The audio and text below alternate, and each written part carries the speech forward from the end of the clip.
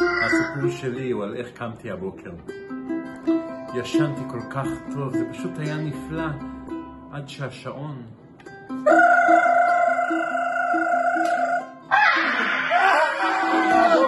יש כל כך הרבה דברים לעשות. אני מכין את הסנדוויצ'ים. אוכל הילדים. זיו, תקחו לי בבקשה.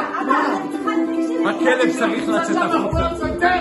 נוגע תצא מהמיטה. ההסעה שלך צריכה להגיע. מה עם הכלב? לא עכשיו. תעשה